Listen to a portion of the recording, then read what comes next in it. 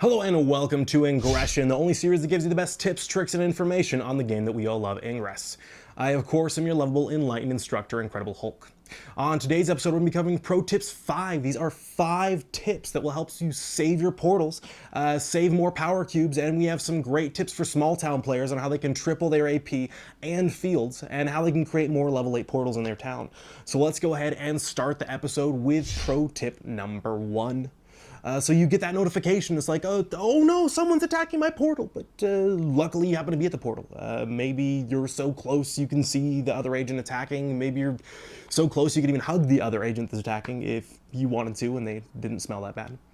Well, if you want to keep that portal, but you don't want to use the method we described in Pro Tips 4, where you just place resonators as they kill them to gain AP, well, obviously you're going to have to recharge that portal. But before you charge the portal, wait. Unless that portal has such a tiny sliver of life that you absolutely have to recharge it, stop by the mods section first. Remember, shields can provide up to 95% damage mitigation. That means not only will they be using 20 times more weapons and just hopefully give up, but it will also give you 20 times longer to recharge, which will give you a better chance of keeping up with those attacks.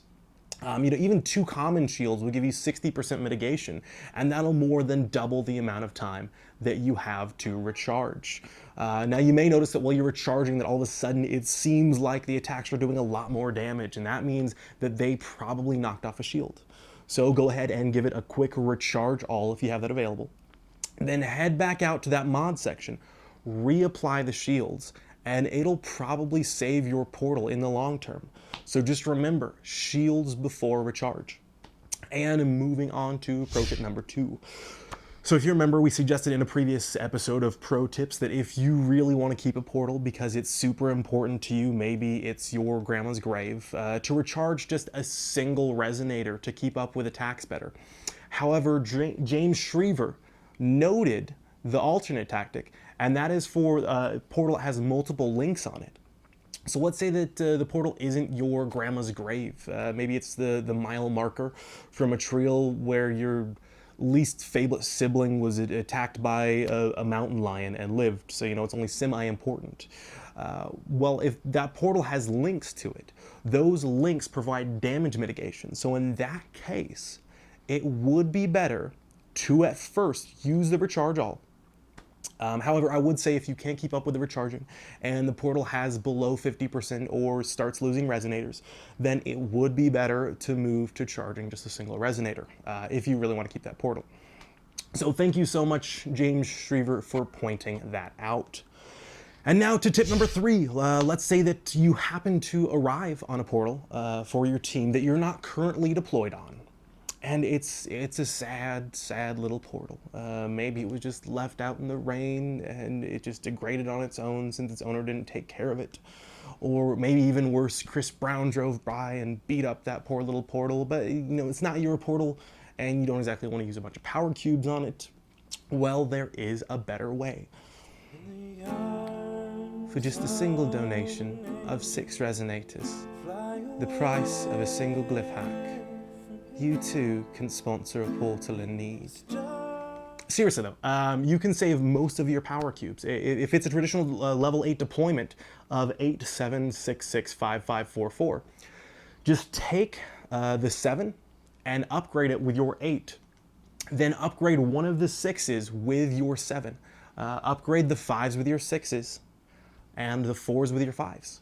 Now all you have to do is recharge 2 resonators and that portal is all good. This keeps the portal the same level as other ways of upgrading without costing you more cubes. Usually people just upgrade the 4s and the 5s, but then you have to recharge 4 instead of 2. So it's going to be a lot better way to save cubes. Now on to tip number 4. This is a great tip for smaller town players. My brain isn't used to thinking about small town playing. So thankfully this was sent in by Blades Edge in Z. Thank you so much, Blades Edge. And that is, we know that portals degrade over time. Currently, it's at 15%, so they die naturally after 7 days. So if you have 3 portals for a field, if you capture them on different days, then you will have multiple days that you can toss just a single link to reconnect that field and end up throwing a field. Otherwise, you'd come up normally to 3 dead portals, and then you'd throw a field and have to wait a week to throw another field. So this way, 3 days a week, you'll be able to throw fields and get 1,250 AP from that field that you would have otherwise missed. That's going to be a lot more AP than recharging. So thank you so much, Blades Edge in Z, for submitting that awesome tip.